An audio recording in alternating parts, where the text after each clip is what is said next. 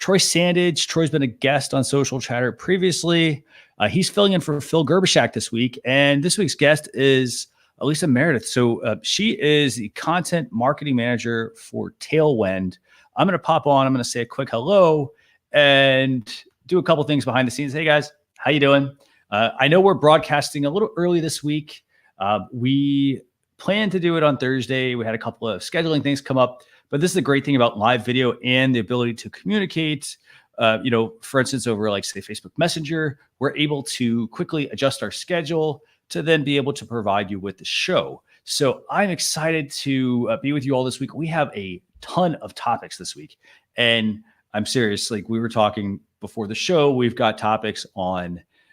We've got Facebook topics, Instagram, LinkedIn, Twitter, and then some very broad social media topics that I think you'll want to stick around and listen to because these will impact various activities that you do. For example, if you do a lot of traveling, this can be really important. If you're using a web browser, for example, that's also something that you'll want to pay attention to. And everybody uses a web browser, whether it's on mobile or desktop, you're using Safari or Google Chrome or Firefox. But these are some updates that definitely going to affect you and definitely your business. They're actually going to impact your business in a pretty big way, I think. But I'm going to go ahead and bring on Troy. Troy, how are you doing this week? What's up, world? Digital world, Troy, and I'm great. Excellent. Great to have you on. So thanks a lot for filling in for Phil this week. He and I were chatting. He was doing some traveling. I think he's got some speaking gigs going on. But we both appreciate you filling in this week for him. So can you tell viewers about tonight's guest? Who do we have on? We got Elisa Meredith, yay, Tailwind. So if you don't know Tailwind, it's an app. So they specialize in Pinterest, not only from the analytics to posting, anything that you really need to focus for your Pinterest growth, for your business or your personal brand. Tailwind's app to use, and Elisa's going to come on board, give you a good blab about that, and we're going to dive right in. So I'm going to go ahead and bring her on while I finish up a couple things backstage. How are you doing, Lisa? Hey, how are you? Great. Thanks for having me. Anytime. So did Troy do a great job with introducing Tailwind to viewers, or what, you want to add anything? Yeah, I want to add Instagram. So we have an Instagram scheduling tool, which schedules videos, and we have a really great hashtag finder where you can store your hashtag lists too. I know it's a pain to have to think, what were those hashtags I wanted, or go into Notepad and grab them, but we have hashtag lists as well. And we have hashtag in first comment too, if you like that. So we're always adding some new features. Yeah. Very nice. So how long have you been at Tailwind? 2 years now. That makes me an old timer in startup world. I know, it's crazy to think something like, you think like, oh, it's been 5 years, and you're like, wow, 5 years is quite a long time. 2 years is a very long time. Fantastic. I think you're doing a great job at Tailwind. Thanks. It's a great tool as well. So thank you a lot for joining us this week. Yeah, my pleasure. So for viewers that are watching, what's the best place for them to, if they have questions or anything, like what's the best place for them to do that, to ask those questions for you?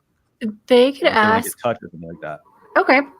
You can tweet at me, Elisa M. Meredith, or you can go to our blog, blog.tailwindapp.com.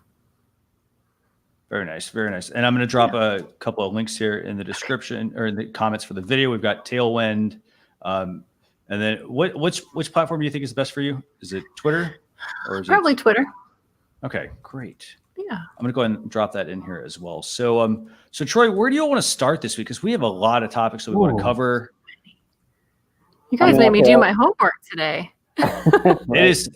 I was surprised at just how many topics there were. I mean, I think there's like 10 total topics, which normally we don't have that many.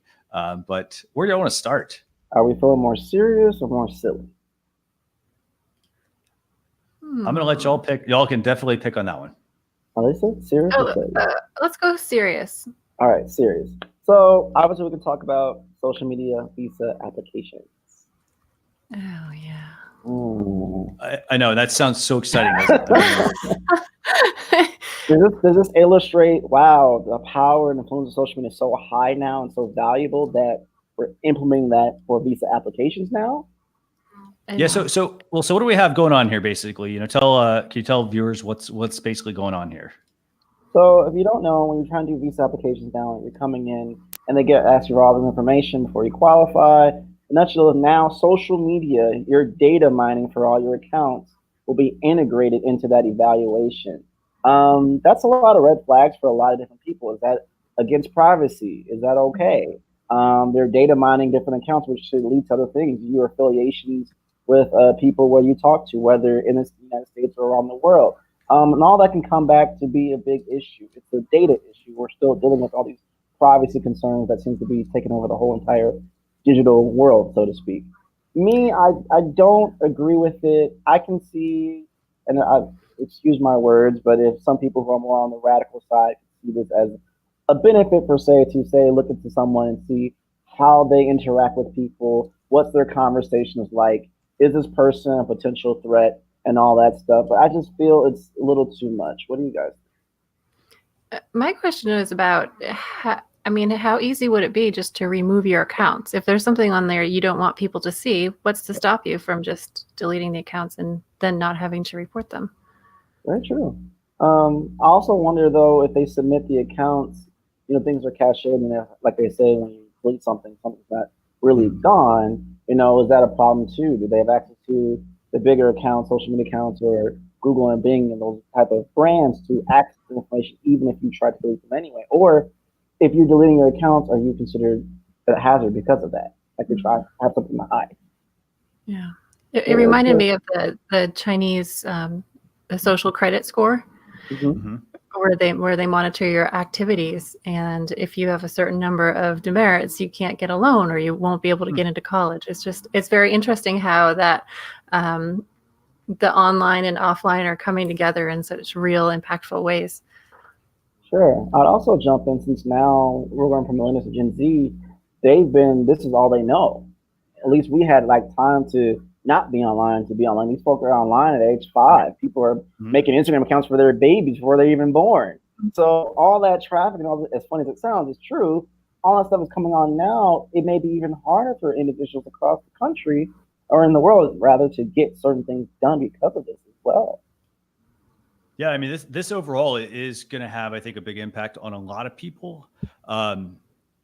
I will say this is definitely something that you just need to be careful with. I mean, if you've got your social media channels and and you've had these accounts, I mean, they aren't necessarily going to use it to and part of it I think they'll use to verify your information. If you listed something, for instance, on your application, but I think at the same time they might use it for some of the data. Whether it's photos or possible relationships and whatnot.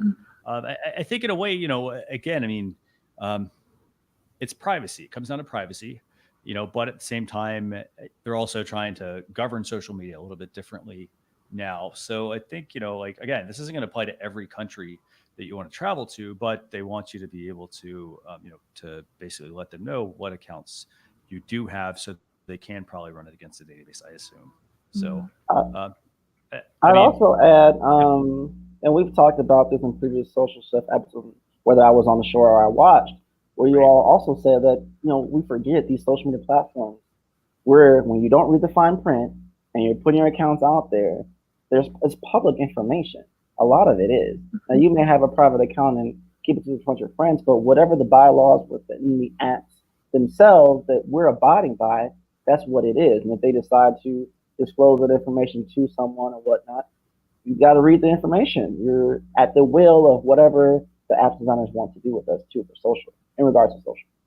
Absolutely. I think, definitely. And I think as a business, I mean, in a way, I mean, you want to have the information out there, because if you don't put it out there, you're only going to get limited data back, So I think this is a good thing to, do, but I think at the same time, you do have to just keep in mind about what you share. Again, try to be as transparent as possible, because again, I mean, you're also talking about your livelihood, your ability to travel freely and whatnot. So, in a way, you have to give up some things to be able to do things. Anything you want to add to that, Lisa? No, I'm ready for something silly. Okay. All right. Wow. We're going to jump right. So where do you all want to go next? Let's go Facebook. Okay, let's talk Facebook. What do we have going on with Facebook here? think this is one about the Facebook wannabe Bitmojis. Yes, so Facebook is trying to reinvent the wheel. No surprise there, everyone. For their own line of avatars. Uh, sure, I mean, to my personal opinion, if I'm thinking about what Samsung was trying to do, what Pixel was trying to do, it's cool, but I don't think I really use it now. Who would I still feel Snapchat owns that space? You're Yeah. thinking of always using it in Snapchat's realm. Mhm. I don't know how I feel about it. I'm kind of tired of their copycat scheme. If you're gonna buy Snapchat already, just buy it. Yeah, I have a Bitmoji on my phone because my 7-year-old friend did it for me. So it's not something I use on a regular basis, but it's kind of fun, right? Mhm. So here's the thing. I mean, basically, Facebook is, let's just say, borrowing here, even though we know it's not necessarily borrowing. They're borrowing, the Bitmoji feature. You're going to be able to do customizations. You're going to be able to customize the face, obviously the hair, the clothes, as you can see from the screenshot here, which I think is pretty awesome. Um, they're not going to let you do this manually, so you can't not automatically. You can't upload a photo. You can't have it pull a profile photo to create this avatar. But again, I think at the same time, if you kind of look at these look kind of fun, but I think the Bitmoji ones are a lot more fun. Yes. So again, this is version 1.0 basically. Well, I think it's These, also built for the Facebook audience, which is a bit older than Snapchat, of course. So it's not going to be the same as that or Bitmoji. But it is kind of cool that they're going to have sponsored things. So there'll be brands will be able to put their clothing and accessories in there, which of course is another opportunity for ad revenue.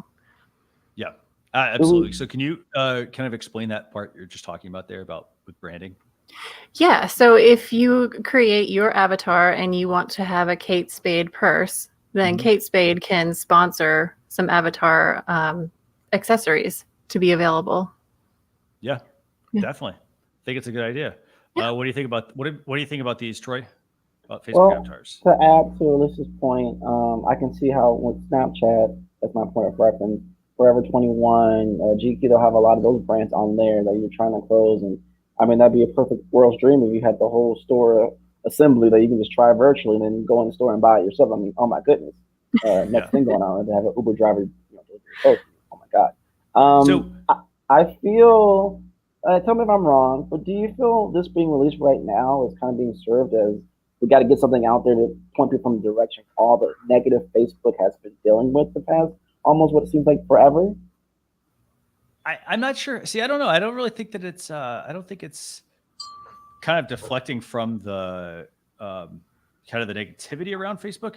I look at it more as Facebook generates a lot of their revenue. I think 95% of their revenue is mobile ads or at least ads.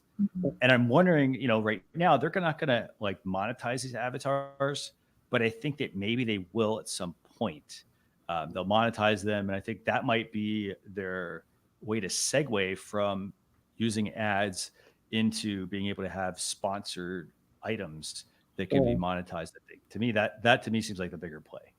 I think in the grand scheme of things, wouldn't you think over time we would expect it to integrate automatically with Instagram, and then you're Yeah, almost making another application from Snapchat and employing it into the Instagram kind of dual structure as well? Because ads that we post on Facebook can also be in dual going into Instagram as well. So that'd be just another added bonus for people using Facebook Business Manager. very likely. I think this is. I think it's a really good. Uh, Even though this is version 1, I think it's a good update. I think that from a business perspective, like, how do you guys think a business could use this? By the way, Besides adding the sponsored items that Elisa had alluded to, so the sponsor. I mean, what else? Is there something else they could use it for? Maybe. maybe brand loyalty. It's Hypothetically, if you have an event, I'm sorry, Lisa, I'm cutting you off. I'm sorry. no, it's okay. I was just wondering. It's just for your profile photo, though, right? Yeah, just for your Okay. profile photo right now. I don't know. It seems like you wouldn't really want to brand yourself with a Facebook avatar to me. You know how they have the temporary profile images for support something. Unfortunately, when the disaster happens or there's a certain event going on, a holiday, things like that. Yeah. People will change it for that. So I could see them changing the avatar, then having a different shirt for, let's say, it's Pride Month or Father's Day. They have something like that, different shirts or attires to kind of show that support in some way, shape, or form. I could potentially see that as an added bonus, but I don't know how many people would use it as of right now. Yeah, maybe as a kind of a fun little test, but you wouldn't really want to brand your Facebook page with a Facebook avatar that could go away any second. Yeah, I mean, I think maybe, I mean, what do you guys think about maybe a business, you know, if I'm a business, I've got a Facebook page, I've got my Facebook profile. Obviously, this is mainly for profiles at the moment. What if I took my Facebook profile and, you know, I connected with some customers? You know, this might maybe be a good way for them to, like, in a way, kind of humanize the brand. I mean, a lot of people, you know, they have a photo up on their account and it's, you know, it's a photo that was taken like 10 years ago or 20 years ago or whatever. Maybe they could use it that way. Just a thought. I mean, so are you thinking about in messenger bots or messenger? Maybe in Messenger, or maybe just, you know, if somebody wants to connect with you on your profile, maybe having Facebook avatars might be a way for them to also, you know, kind of get to know you a little bit better, kind of see some of the fun things you do, give you a little bit more personality. Maybe. Could be.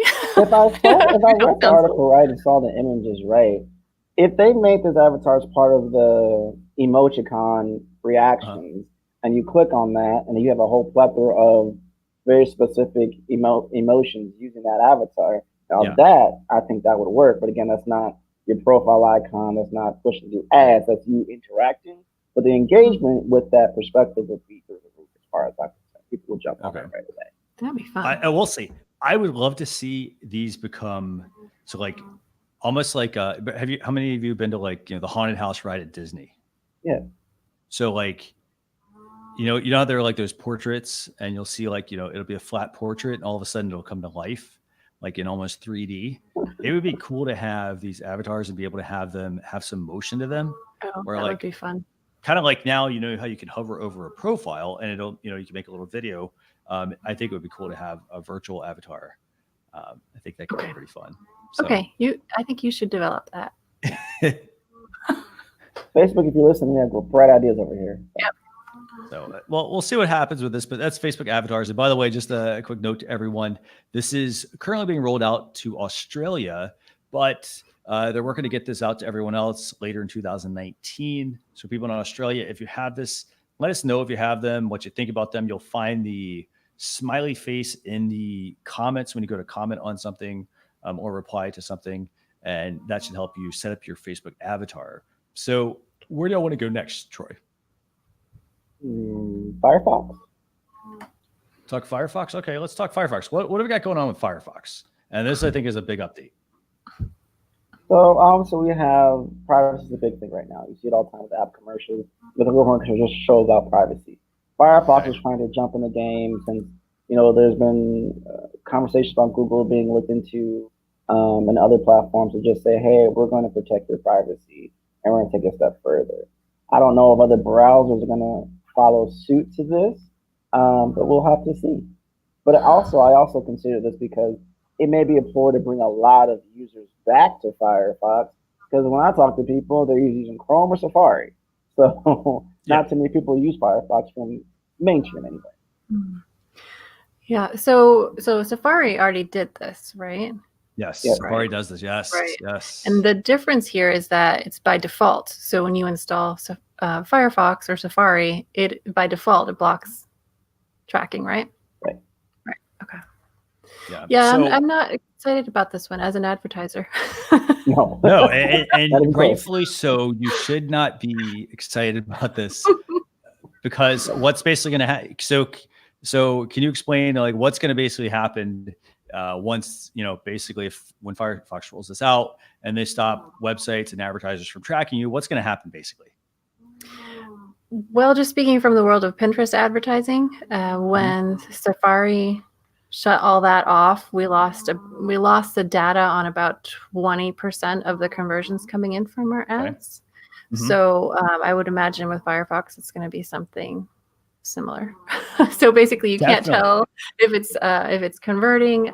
It doesn't sound like you'll be able to retarget people based on where they're visiting. Yep. It's not great.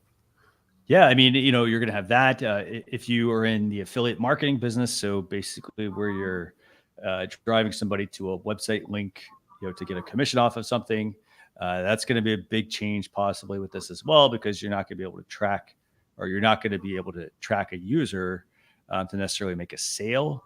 So I see a pretty big drop in revenue, I think, for a lot of businesses. If that's their kind of their model. Obviously, they're using ads, they're trying to retarget people, they're trying to generate revenue from affiliate sales. I think this is a pretty big update. But Yeah, go ahead. oh, yeah, it's the businesses who depend on advertising, but then again, it's also the advertising platforms themselves who are going to see a major drop. So I'm glad they keep developing new things. They have to. I want to throw this out there too. Yeah, sure. Give some actual numbers. I don't like to spout something out if I can't give the viewers something to stand on. So of course we can Google for this. So the browser breakdown, this is as accurate as of the end of May 2019. Chrome usage is 62.7%. Safari is 15.89%. And Firefox is 5.07%. So basically 5% of all people who use browsers use Firefox.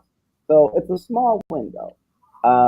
Maybe that's a fuel for Firefox to just get more users back onto the browsing platform, and that's their kind of pitch right now, since a lot of people aren't using it in that directive. Google obviously owns the market, but I still don't know. It's still a problem, because if people still go through my website or go through Spotify or click on a product or Pinterest or Instagram, and they jump and the UTM code goes through a Firefox browser, crap, I lost all that data, and we're just like, well, hopefully they check out.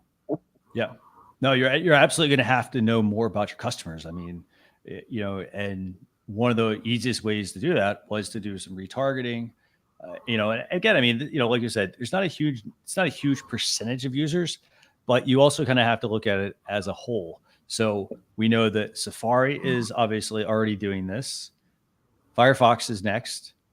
Google might very well be next as well with, Google Chrome.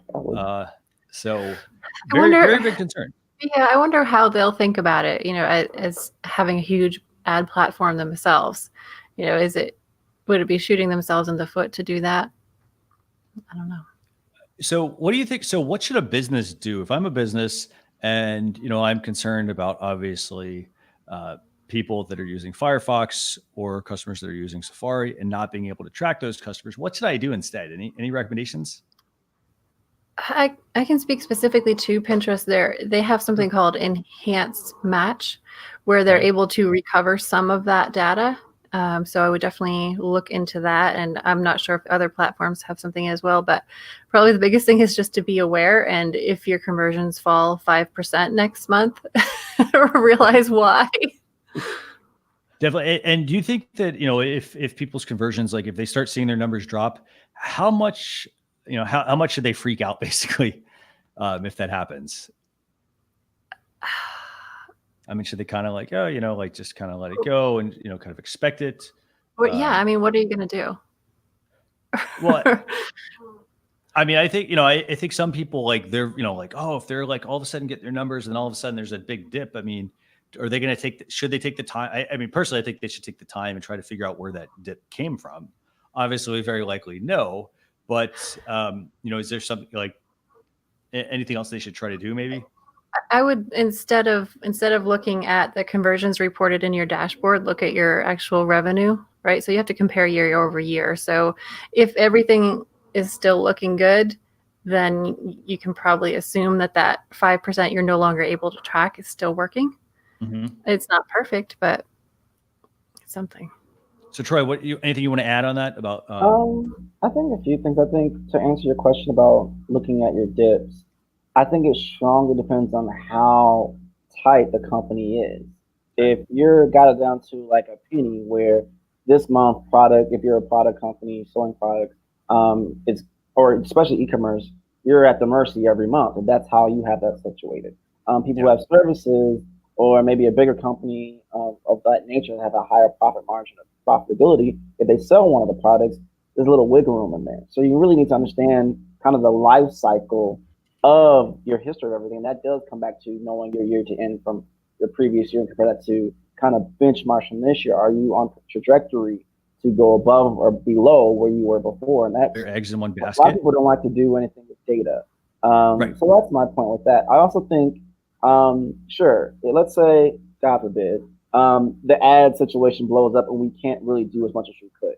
That doesn't mean we still can't add conversion codes on our contact forms and have a lot more data invested on the final back end for the downloadables when they buy products, and then kind of backtrack that way, or use it as like your compass moving forward in between the inconsistencies between when they first click on the link and when they buy the product.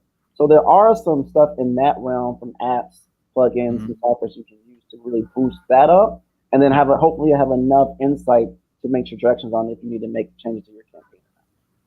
I think that's a good point. And the other thing I'm also thinking about here is if I'm a business and let's say I'm generating, I need to go through my, my sales report, for example, and see where all my revenue is coming from. Is it coming from products that I actually make? For example, it could be coming from a workshop. It could be coming from an online course and whatnot, or some coaching, for instance, that I offer. But if you notice a high percentage of your revenue is coming from affiliate sales, and all of a sudden you have a big drop, maybe it's time to also consider having a different revenue stream, or coming up with a different revenue stream. Maybe you don't have any workshops you offer, and you see a big hit to your affiliate sales. Maybe you need to come up with some workshops, that can supplement that. I think again, try to be one step ahead. I mean, know that hey, I don't want to depend on this all the time, because all these changes come up and my business gets in flux. So that's probably what I would do. Definitely looking at some workshops, or some services and whatnot you can offer someone. And don't be afraid to look at other companies. Like, look at big companies. What are they doing to generate revenue? Do they make their own products? Are they selling goods and services? Is there a certain way that they package their, offerings to their customers that you can also mimic? So, yeah. And I think if you want to try to keep the ads going, you can, I don't know, I would guess that not many people are using Firefox on mobile. So if you separate out your mobile results and see, are those pretty steady, then maybe you're not really taking a hit, even though it looks like you are. Definitely. So anything y'all want to add on this before we switch to another topic? I got one more thing. Sure.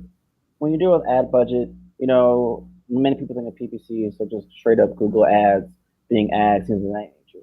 You can allocate some of that funds away from Google and employ it into Facebook and use Pixel, use Tailwind and Track, and use other apps, other social media platforms to kind of bypass and get you a little further along the cycle of the process, maybe nurturing the leads that way too, and still get enough data to see where your audiences are coming from.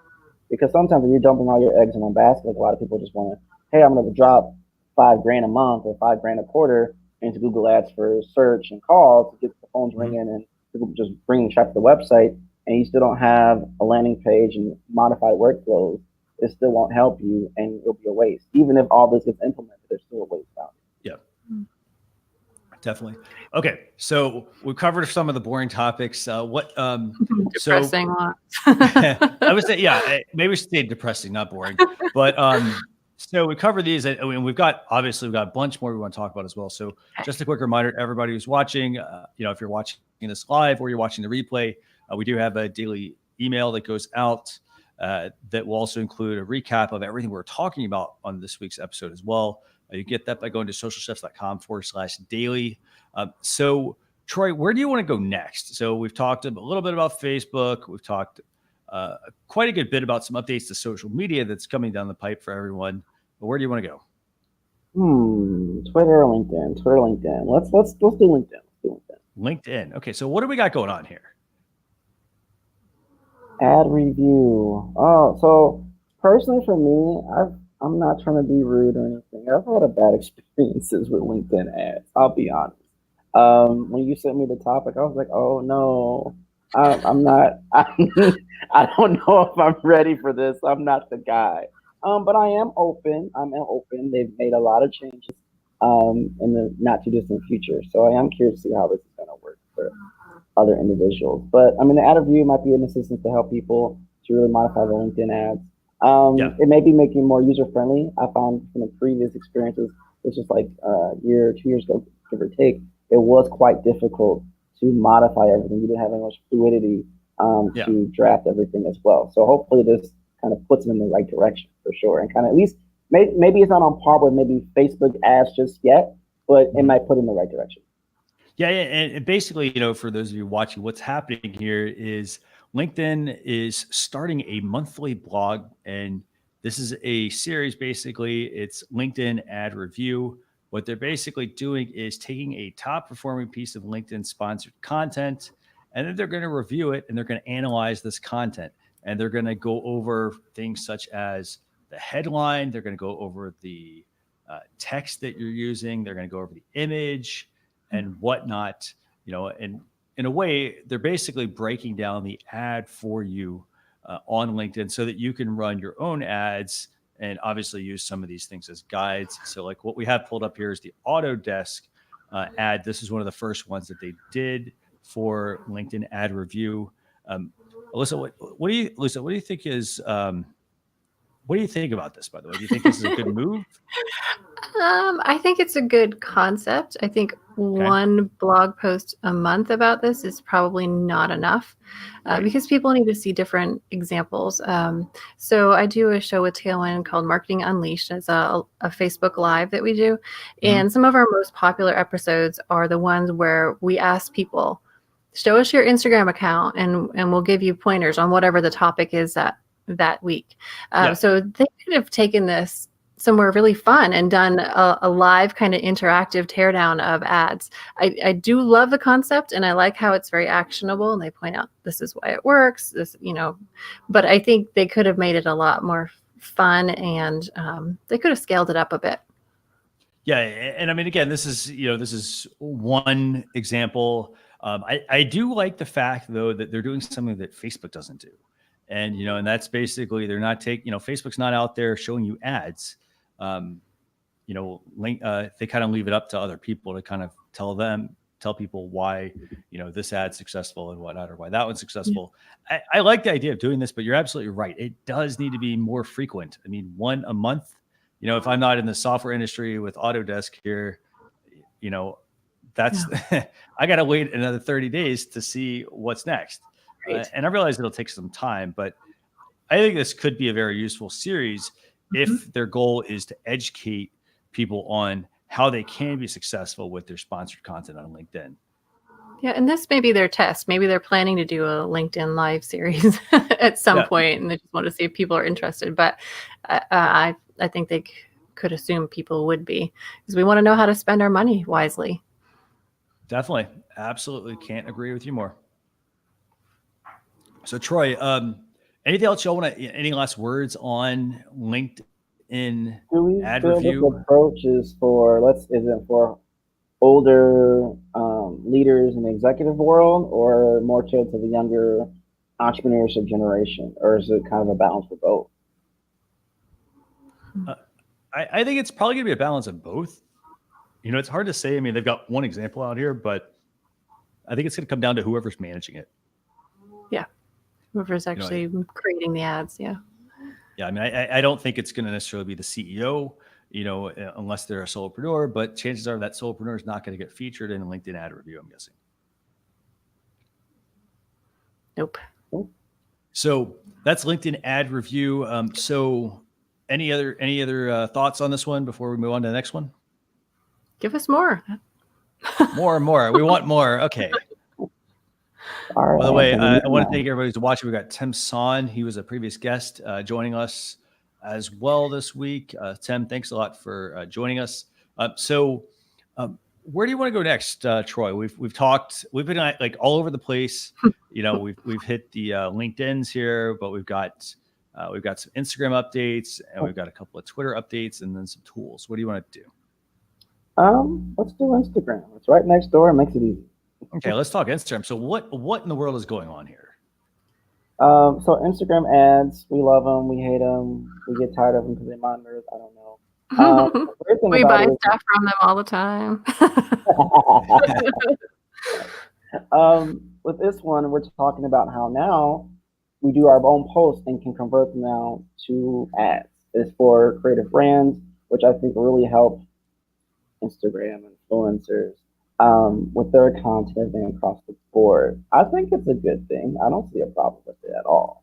I'm actually excited about it to some degree, especially if, or even for our own brand, just the clients that we would work with in tangent, or even collaborations to kind of how this is, but on Instagram, I could see it be very beneficial. Yeah, and basically, I mean, for those of you, watching, what's happening here is, well, let's talk about what the problem was. So basically, the problem was this. So you would have brands that would want to run ads, and then they weren't able to get their content right in front of the right users. So that was problem number one. Problem number two was that you had people running, they were making posts, for instance, on Instagram, and we've seen this umpteen times. People were talking about, hey, people that are like getting, basically free product from a company, they're not actually telling people in their ad that, hey, this is a sponsored post. So what they're doing with this branded content ads on Instagram is basically they're trying to marry the two. So basically they're trying to connect the creators with the business that wants to get their branded content out there, but in front of the right audience. So that's the first part. Now, the second part is the content actually has a promotional option that's displayed here in the hashtag. So basically it'll say, something to the effect, it'll say like ad or like promotional post. And actually, let me try to bring this up for everyone. And let me see if I can bring this up real quick for everyone, and we'll get an idea of what this one looks like.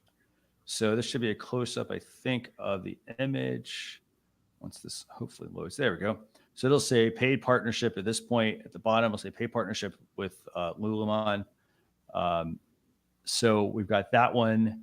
The other one also is very similar. So that's the Instagram branded content ads. What do you guys think? Good move, bad move by Instagram? I mean, this means more ads, but what do you think? I personally think it's a great idea. You're encouraging more collaboration and more transparency between the brands and creators, which I think is fabulous. What would be really cool, and I don't think you can do it, is if you could advertise to the creator's audience. I don't think you can do that at this point, but that would be neat. Yeah, I don't think you can basically retarget, right? You want to retarget them? Is that what you're looking to do? Yeah, I was just thinking if you could create an audience based on the creator's followers, that would be pretty neat. That would be pretty cool. So Troy, what do you think, by the way? What do you think about branded content ads on Instagram? More ads? I think it's good, as Lisa said, the transparency side. I mean, we think of big influencers had a big conflict of interest with their audience because they didn't know it was an ad. Because back then they just put the ad hashtag, and that covered all the bases, and they didn't know it was sponsored and everything else. So I think that right there just helps and makes it more authentic. And sure, especially if it's targeted to people I already follow or brands or issues that I already am a brand loyalist to, I wouldn't be threatened by this at all, obviously. I'm like, oh, great. Something else I can dive into for sure. I think it's make for greater creative collaborations, better partnerships. And I think to some degree, it might be a way to show which influencer, if that's still going to be pushed, is more effective for that brand as well. Because now if it's out in the open, they can really see who's doing what and how effective they are to bring in whatever that CTA is. Yeah, and that's one of the biggest challenges, I think, when you try to work with these supposed influencers. A lot of times, a big company, they'll just, they throw money they either throw money or they just bring the person out. And it's like, well, you're not really getting anything in return. You're getting somebody's presence, but most of the time those people aren't doing anything to actually help your brand. They don't really care about your brand. So I love this idea. And I actually love the idea you just mentioned, which I think it would be really cool if, if, for example, within this, you could actually see which influencers are moving the needle. Obviously, because, the posts are going to have paid partnership on the content, but you're also then going to be able to see, which user is helping you drive the most revenue for your business, or, maybe it's to drive signups, who knows? It depends really on what the KPI is you're trying to measure. So I think it's a really good move. Lisa, do you want to add anything to this? Yeah. And this may be the case with all sponsored posts like this. I'm not really sure, but I like the way that when you see the post in your feed, it will have the creator as the one who posted it, right? So it'll say sponsored, but it doesn't look like you have sponsored it until you look below. So I think that's a nice way of making sure people don't just kind of filter it out as an ad necessarily, because they see the creator's image, and so they might be more likely to give it a look. Definitely. And for those of you who want to implement Instagram branded content ads, basically 2 simple steps that need to happen. So for creating branded content ads, the branded content creator, they need to enable their business partners to promote their post as an ad. And that's done from the advanced settings menu according to Instagram. And then once they do that, the business partner is going to see the post on Ads Manager obviously ads manager over on Facebook. Hopefully that doesn't get confusing for anybody. Not at all. So under the existing post option, and then you'll be able to choose to run that as an ad in your feed or in the stories format. So again, I'm waiting kind of for all this to kind of converge at some point because, we're talking Facebook here, we're talking Instagram, it's a lot to really kind of keep up with. But I'm going to drop a link over here to some step-by-step instructions if you need to set this up. I'd also add to this, when you're dealing with ads, we joked about it recently. For those who don't know, and I could be saying the username's wrong, I think her name was Avi. She had like 2.2 million followers, and the whole big store, she was trying to sell some shirts. She didn't do any organic proper marketing at all whatsoever for the brand. And she complained how she couldn't even sell 36 shirts, and she had 2.2 million followers. So obviously, I think this is a good step in the right direction to see adequately what creators are working for a particular brand and how, and it's challenging creators to make more effective content as well. Definitely. Point. Nope. 100% agree with that. I mean, that's we talked about that example last week as well, that was a bit of a concern. I mean, the person was, it doesn't matter if you have 2 million followers. If they're not engaged, if they don't care about what it is you're offering, you're going to have a hard time moving anything. And then that's going to actually be very obvious to, people who are following you, for example, expecting, oh, hey, they got these 2 million followers, they're going to generate a lot of revenue. No, not necessarily. So definitely keep that in mind.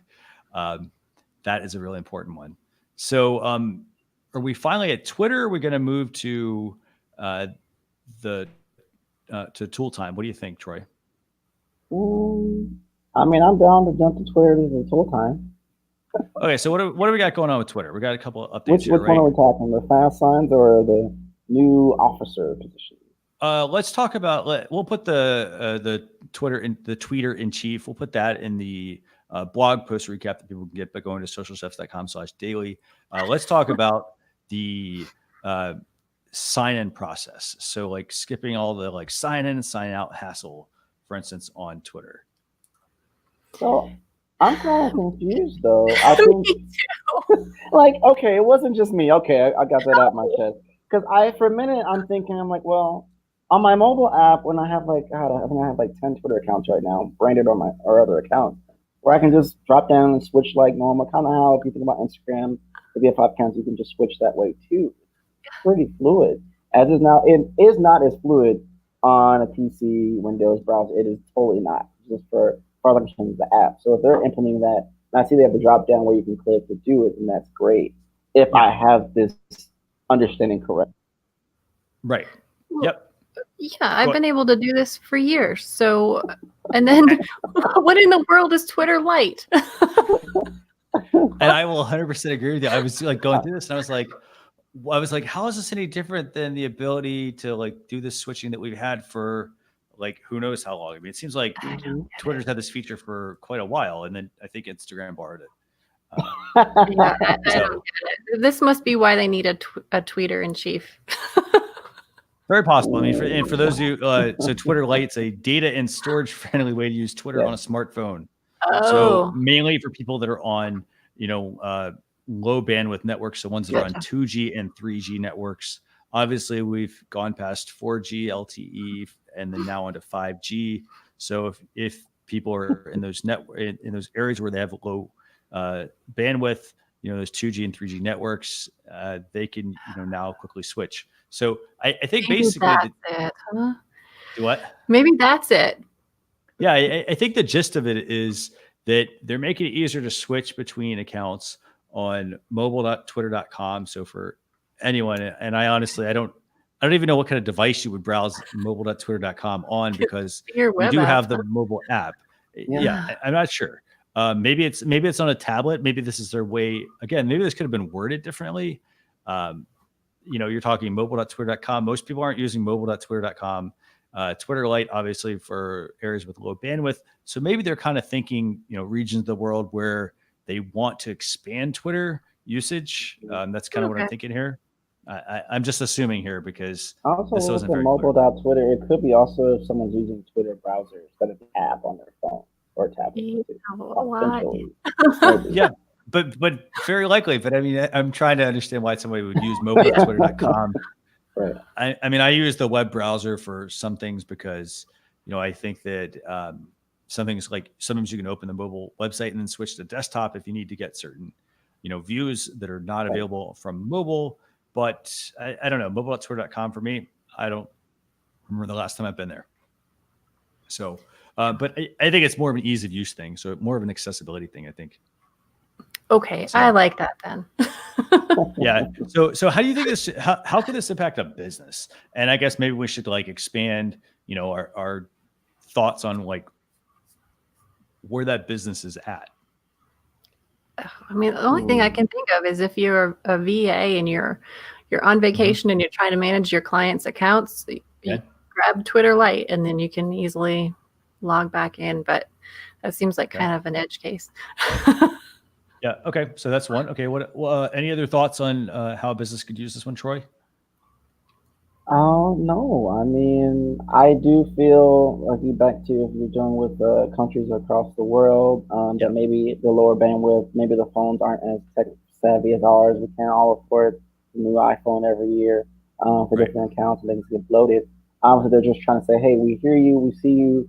And though maybe we've had it this whole time and maybe they haven't had it the whole time, and they're just making sure that, hey, now it's on every platform unified to be this fluid when you have multiple accounts. If that's cool, cool. I just feel like y'all should have been done this. So yeah, and I'll be honest, like I'm so surprised a lot of times when Twitter like rolls out some of these features, and they make me really question. I'm like, why didn't you come out with this one, years ago? Because everyone else has already had it, and now, oh hey, like we're supporting animate. Like we talked about this, I think it was last week or the week before.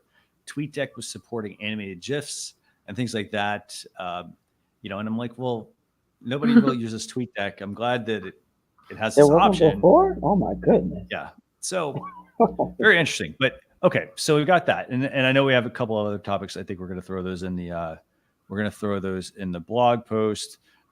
So we're at one of my favorite parts of the show. And Troy, I don't know how much you like tool time. Tool time. Let's go. So tool time it's one of my favorite parts of the show. And, what we basically do each week is we try to bring you 2 tools that we think can help you as a business. And we don't, we're not recommending, oh, you should just go ahead and automatically use these tools. Tool time, again, I mean, there's plenty of tools out there, but we try to give you ones that can help you with some facet of your business, help you improve an area.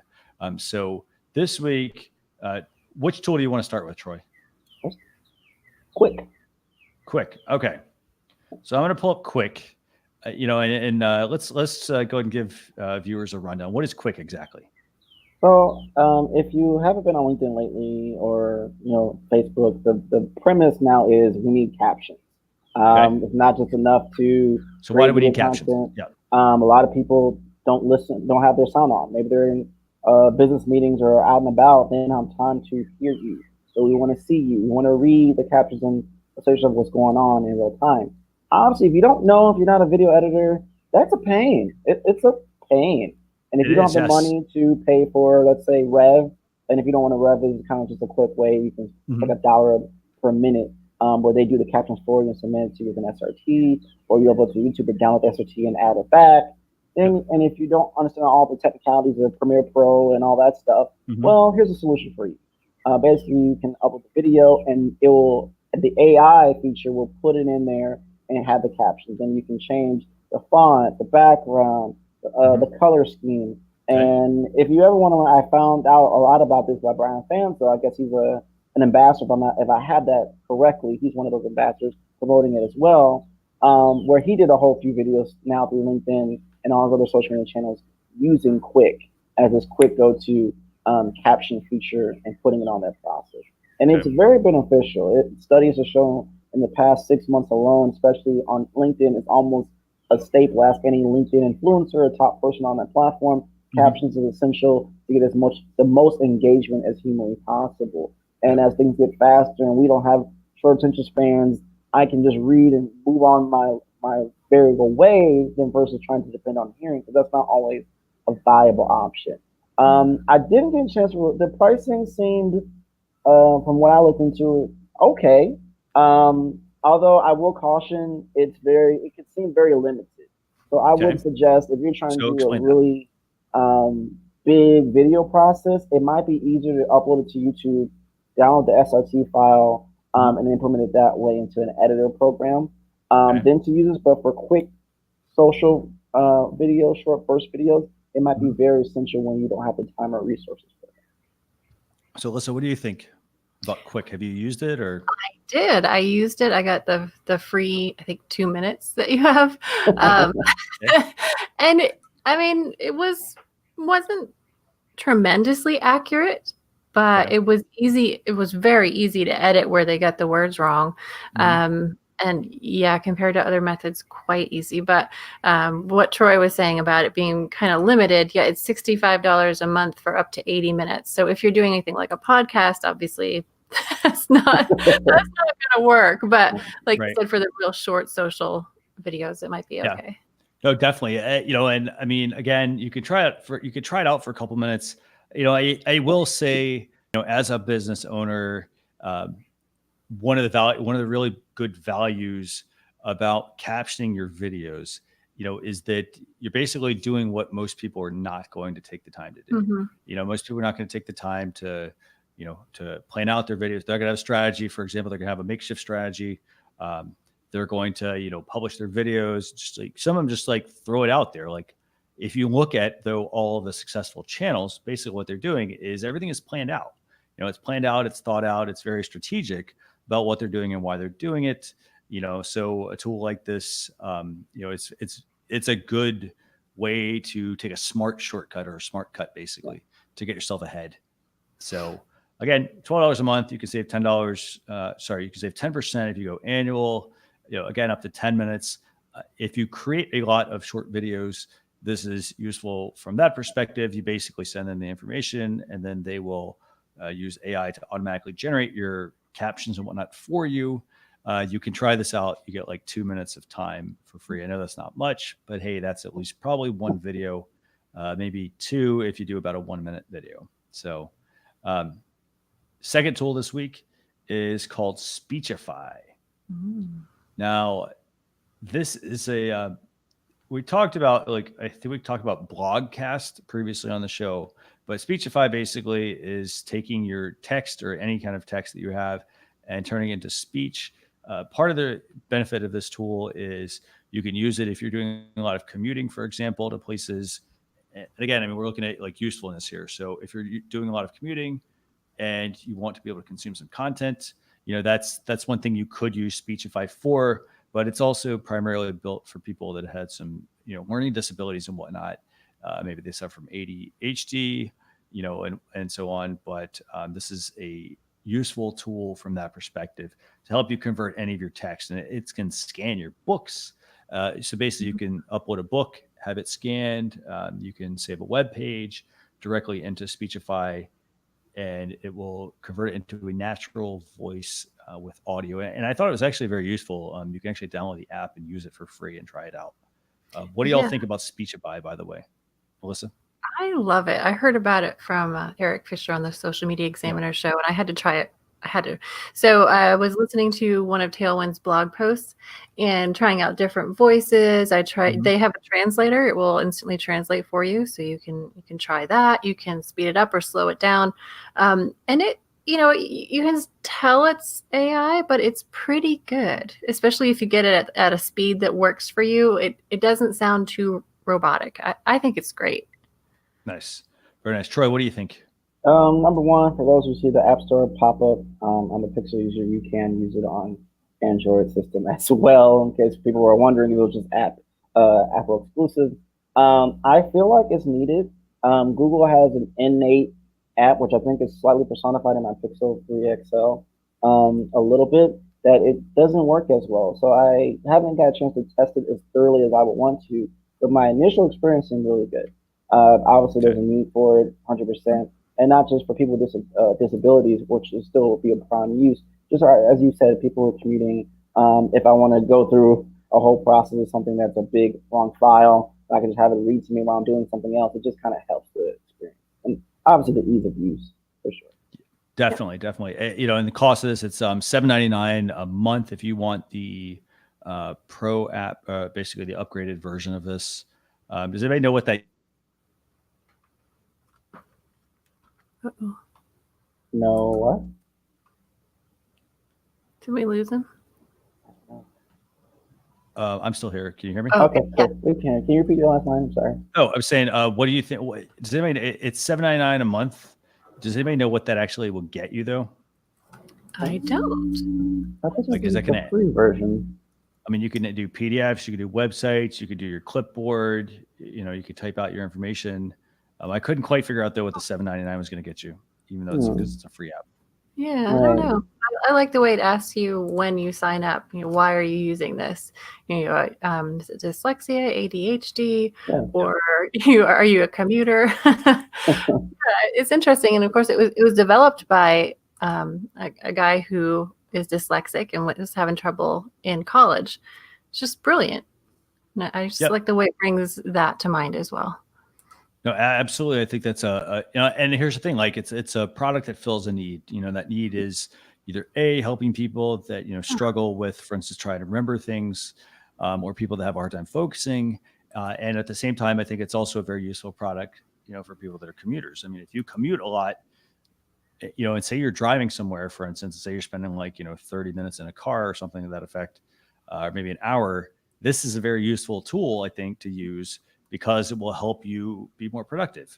You know, you can get the content read to you and it'll actually will sound like a robot, like you all were saying. So I think it's a good, very, very, very good tool. But any other party thoughts on these tools from this week? No? Okay. So I think you're going to, can you drop a link to your I think it was a marketing unleashed from Tailwind. Is that right? For our show? Yes. If you've got that, yeah, feel free to drop that in the comments. I know we're going to have a blog post recap that'll go out tomorrow with everything in it, all the links, all the topics, all the notes and whatnot. But what's the best place for you? Have actually, before we end the show, do you have any tips for viewers? So, like, obviously, I know you're big on Pinterest, but what do you recommend? Maybe like what should people be doing? For instance, how do they consider Pinterest the right place for them to go? Okay, what do you recommend? Yeah, so I think the biggest challenge that people have with Pinterest is that they try to apply what they know about social media to Pinterest, and it just doesn't work because Pinterest is a visual search and discovery engine. So you have to think more long-term as you would if you were thinking about Google SEO. You have to think about keywords and you have to think about consistency. So it is very similar to embarking on an SEO journey. Just know that you're going to have to commit to creating great content on a regular basis. It's really a wonderful place to repurpose your content. So you could have one blog post and create 10 different pins for it, and then your content has 10 times the chance to be discovered. Using different keywords on your image itself, although you want to keep it relevant to the article that you're linking to, but just try to use it as a user and observe your own activity, observe what it is how you act on it. What you're probably looking for are ideas. You're collecting things that later you're going to act on. So that's another part of the reason why it takes a little while. You know, for people who are used to Facebook and Instagram, you get a little bit of instant gratification. But Pinterest, people are coming in way higher up in that funnel where they're just starting to think of an idea. And Pinterest really wants people to discover new things. So it takes a little bit longer, but it's that kind of slow burn that just keeps going and keeps building if you stay at it. So and here's another Pinterest question for you. So like if you start to get a lot of traffic from Pinterest, like is there a reason why somebody might want to like, you know, stop using Pinterest, for example? You know, like, hey, you're driving a lot of traffic. Like, do you think that they like what would cause somebody to like all of a sudden not want to use Pinterest? Hey, you're seeing success. You're getting, you know, it's driving a lot of your traffic. Is there something that would cause that maybe? that would cause you to want to stop, even though it was working? Yeah, like are they getting like the wrong customers, for example? What do you I think? mean, I think where there can be a challenge sometimes is for people who have a strictly local business. So it can be really tough. Say you're a photographer in Arkansas and you want to use Pinterest for your business. Can you do that? Can you get traffic? Absolutely. But will those people be able to use your services? Right? They may be looking for inspiration. They may go to your website to see the shoots that you've taken and love it and take it to their photographer in New York. Right? So it is tricky for local. I mean, you can always do promoted pins where you target your local area. And there are some other things you can do to kind of increase the percentage of visitors who are going to be local to you by using certain keywords. But that is tricky. And that is where you could end up with a ton of traffic that's just not qualified. Okay. So like, yeah, you're getting the traffic, but you're not getting the right people. Absolutely. So where's the best place for people that, and I think we talked about this at the beginning of the show, but where's the best place for people to connect with you at? If they have Pinterest questions or they want to learn more about Tailwind? Yeah. So Twitter is Alisa M. Meredith. Feel free to connect with me there. And then Tailwind is probably want to go to blog.tailwindapp.com. Okay. Got it. Perfect. Yeah. So Troy, any parting thoughts you want to add before we end this week's show? Well, Pinterest is awesome. If you aren't using it, I need to learn how to use it more. Obviously, as Lisa said, if you're the right audience for that. Privacy is still a thing. Monitor yourself. And to just recap, I mean, Twitter's doing some weird stuff, but I guess it means something to us, I suppose. Facebook, we'll see how the avatars go. I like them, but I don't know. And this is pretty awesome. So I dig it. It was a lot. That's a lot. A lot. So we're going to put all the links in the comments here if you're watching on Facebook Live, we'll have the comments there. We'll have the blog post recap that'll go out tomorrow. That one you can get by going to socialsteps.com/SC194. Just going to put that link up here for everybody, but that's going to be the blog post recap with everything. I'll make sure that we get Lisa here to drop all those links as well to Tailwind and to her Twitter account. But I want to thank everyone for spending their Wednesday evening, right? Wednesday afternoon, spending your time with us. Again, if you're watching the replay, thanks a lot for joining us this week. If you have any questions, leave those in the comments. We'll do our best to get to those. And we will see you all next week, next Thursday. So we have an exciting surprise. So thanks a lot, everyone. Bye. Bye.